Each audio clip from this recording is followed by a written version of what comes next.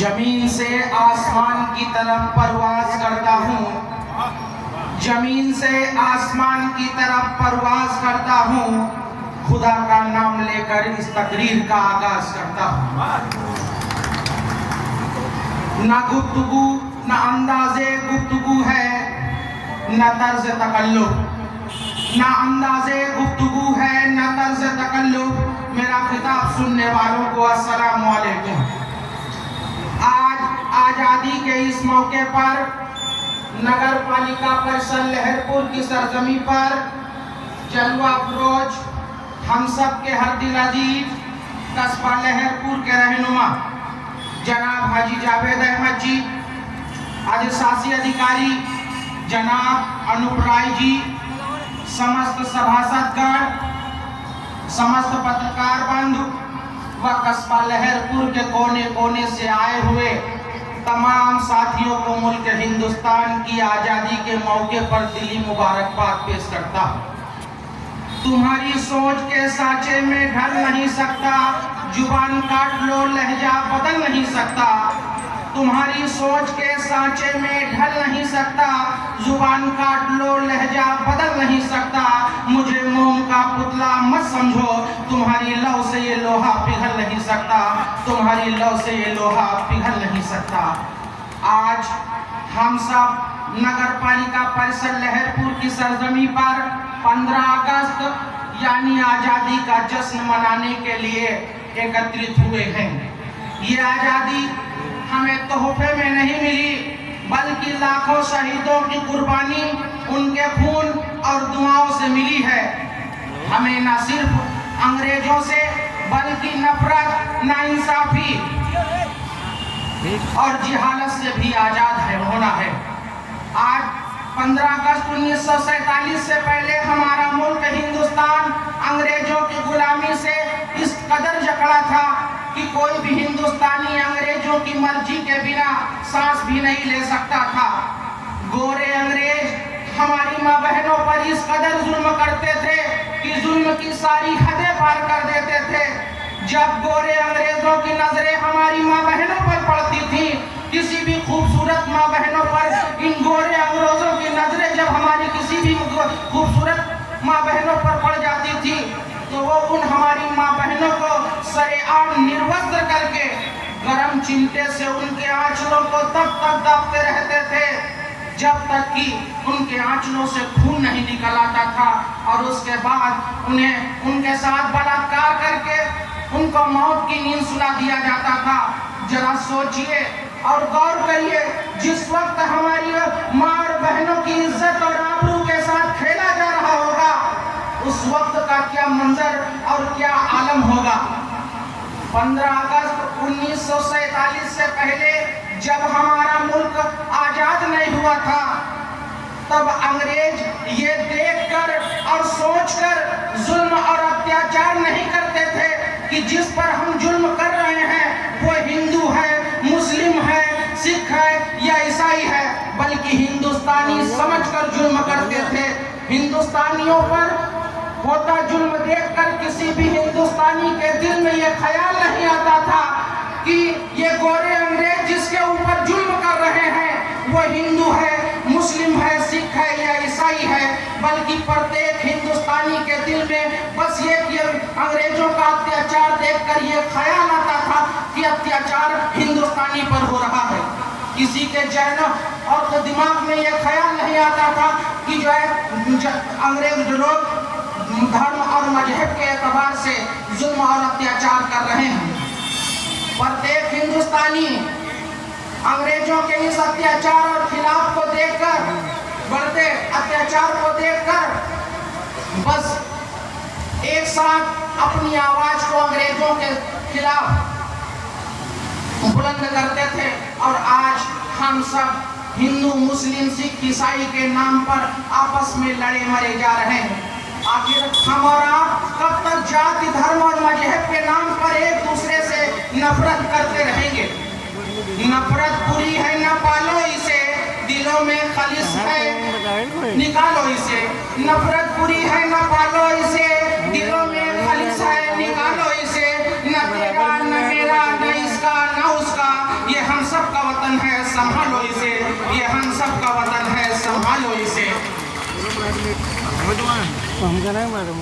आज हम हिंदुस्तानी भाइयों के दिलों में एक दूसरे के लिए जाति और मजहब के एतबार से ऐसी नफरतें पैदा हो गई हैं कि इंसान की दाढ़ी और टोपी देखकर, इंसान के नाम के आगे मोहम्मद और अब्दुल्ला का देखकर उसे देश का गद्दार बोला जाता है।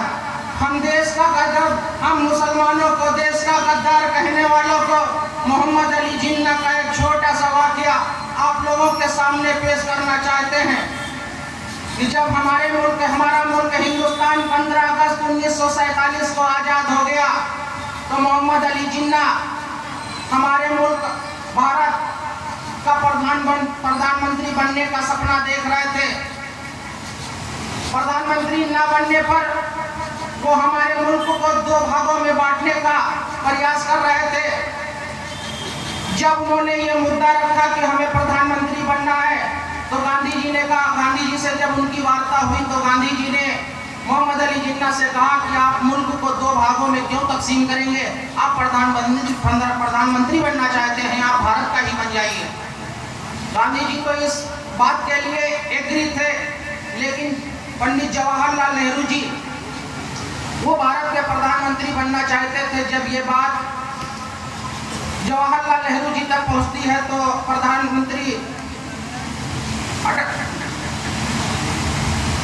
नेहरू जी कहते हैं कि मैं तो अपने मंत्रिमंडल का मोहम्मद अली जिन्ना को मंत्रिमंडल का मैं चपरासी भी देखना पसंद नहीं करता।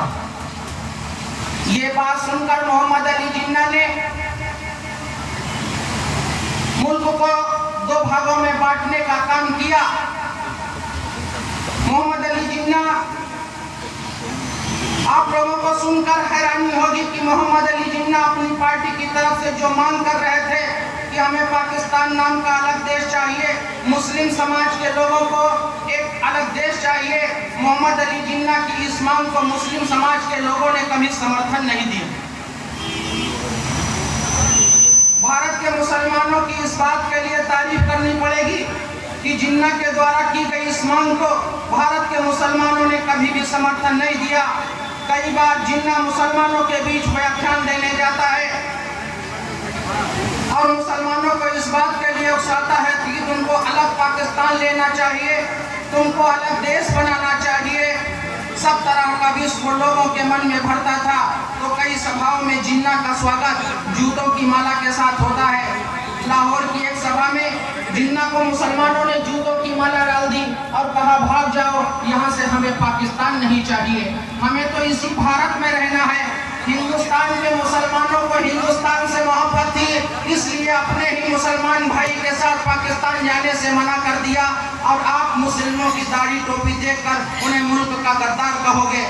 अरे जिन लोगों को हिंदुस्तान की मिट्टी से मोहब्बत नहीं थी वो मोहम्मद अली जिन्ना के साथ चले गए, लेकिन जिन मुसलमानों को हिंदुस्तान की मिट्टी से मोहब्बत थी वो अपने मुल्क की आन और शान को बचाने के लिए, अपने मुल्क की इज्जत और आबरू को बचाने के लिए आज भी इस देश के लिए मर मिटने के लिए तैयार बैठे हैं।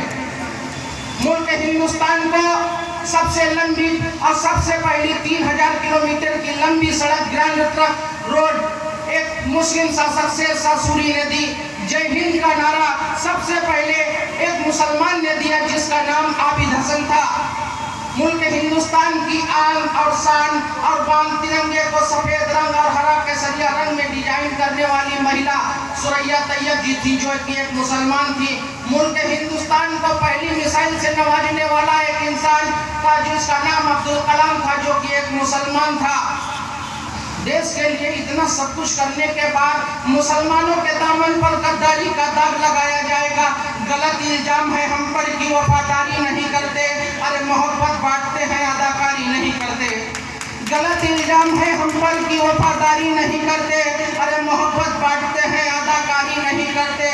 और बुरा वक्त जब भी आया है वतन पर, आए वतन वालों, हम अपनी जान दे देते हैं गद्दारी नहीं करते, हम अपनी जान दे देते हैं गद्दारी नहीं करते। सुभाष चंद्र बोस ने जब आजाद हिंद फौज बनाया तो चंदा लेने के लिए निकले। यूसुफ मारफानी नाम के एक शख्स ने सन 1940 ईस्वी में सुभाष चंद्र बोस को 1 करोड़ रुपए चंदा दिया। हिंदुस्तान के इतिहास का दूसरा सबसे बड़ा चंदा एक मुसलमान ने दिया। मेरे भाइयों, जब यूसुफ मारफानी सुभाष चंद्र बोस के हाथों में 1 करोड़ से भरा थैला डाल रहे थे कि लो सुभाष जाओ और मुल्क हिंदुस्तान को आजादी दिला दो, तो उस वक्त यूसुफ मारफानी के घर एक बूढ़ी औरत थी। वो बूढ़ी औरत जोर जोर से रोने लगी, जोर जोर से रोने लगी। उस बूढ़ी औरत को रोता देखकर सुभाष चंद्र बोस उस बूढ़ी औरत के पास जाते हैं और कहते हैं कि ऐ माँ, तू क्यों रो रही है? बूढ़ी औरत कहती है, बेटा सुभाष, मैं नाबीना हूँ, मुझे दोनों आंखों से दिखाई नहीं देता है और ना ही मेरे पास 1 करोड़ रुपए है। अगर मेरे पास 1 करोड़ रुपए होते तो मैं तुझे मुल्क हिंदुस्तान की आन और शान को बचाने के लिए जरूर दे देती। सुभाष चंद्र बोस बोलते हैं, माँ जी, तुम्हारे पास एक ऐसी चीज है जो 1 करोड़ से भी महंगी है। बूढ़ी औरत कहती है, सुभाष बेटा बताओ मुझे वो कौन सी चीज है, मैं तुझे अभी दे दूंगी। सुभाष जी बोलते हैं कि माँ, तुम्हारा बेटा शहनवाज हुसैन। वो बूढ़ी औरत अपने बेटे शहनवाज हुसैन का हाथ पकड़ती है और सुभाष चंद्र बोस के हाथों में रख देती है और कहती है कि ऐ सुभाष, जा, मैंने अपना बेटा तेरे हवाले किया, देश के नाम किया। बाद में जाकर वो शहनवाज हुसैन आजाद हिंद फौज का कैप्टन शहनवाज हुसैन बना। नेताजी ने उस बूढ़ी औरत को पूरी फौज के सामने लाकर खड़ा किया और कहा कि ऐ मेरी फौज के लोगों, सुन लो, जिस तुम में से जिसने भी भारत माता को नहीं देखा हो, इस बूढ़ी औरत के देख लो, यही बूढ़ी औरत भारत माता है। न हिंदू बुरा है न मुसलमान बुरा है, न हिंदू बुरा है न मुसलमान बुरा है, करता है जो गलत काम वो इंसान बुरा है।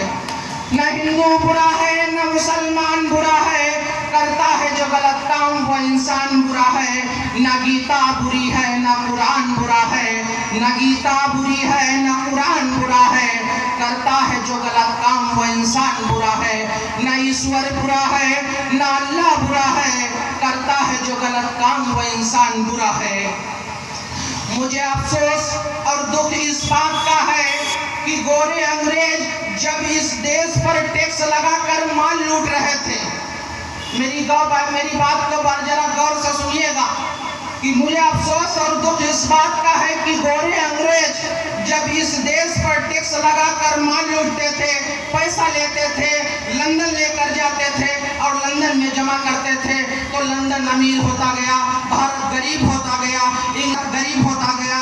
तो भारत के क्रांतिकारियों ने एक सपना देखा, आएंगे तो अंग्रेजों का एक टैक्स कानून भी चला जाएगा, भारत के लोगों की लूट बंद हो जाएगी, भारत फिर से समृद्धशाली और संपत्तिवान देश बन जाएगा। लेकिन 15 अगस्त 1947 को गोरे अंग्रेजों के चले जाने के बाद काले अंग्रेजों के हाथ इस देश की सत्ता आई। टैक्स के कानून वही के वही इस देश में लगाए गए, एक भी टैक्स काले भारतवासियों ने हटाया नहीं। अंग्रेज लूट रहे थे इस देश को और लंदन ले जा रहे थे टैक्स का पैसा। अब इन काले अंग्रेजों के हाथों में 79 सालों से इस देश को लूटना शुरू किया और पैसा ले जाकर स्विट्जरलैंड में जमा करना शुरू किया। लूट की तो दोनों व्यवस्थाएं इस देश में चल रही हैं। हम कैसे कहें कि देश आजाद हो गया? न पूछ जमाने को कि क्या हमारी कहानी है, न पूछ जमाने को कि क्या हमारी कहानी है। हमारी पहचान तो सिर्फ ये है कि हम हिंदुस्तानी हैं, हमारी पहचान तो सिर्फ ये है कि हम हिंदुस्तानी हैं। कल तक जब 1947 से पहले हमारा मुल्क आजाद नहीं हुआ था, तब हम अंग्रेजों के गुलाम हुआ करते थे। लेकिन आज जब हमारा देश 15 अगस्त 1947 को हमारा देश आजाद हो गया, तो आज हम अपनी गंदी सोच और मानसिकता के गुलाम हैं। हमें और आपको अपनी सोच, अपनी नजरियों को बदलने की जरूरत है। एक हुए थे तो बना था ये मुल्क, एक हुए थे तो बना था ये मुल्क, एक रहेंगे तो बचेगा ये मुल्क। एक रहेंगे तो बचेगा ये मुल्क। लास्ट में मैं बहुत छोटी सी बात बोलकर अपनी बात को ख़त्म करता हूँ कि अब्दुल सिर्फ पिंचर ही नहीं बनाता, अब्दुल दुनिया भी बनाता है। जय हिंद, जय भारत। बहुत बहुत धन्यवाद डॉक्टर आफ्ताब जी। आपने बहुत ही अच्छी बात सभी लोगों के मध्य रखी।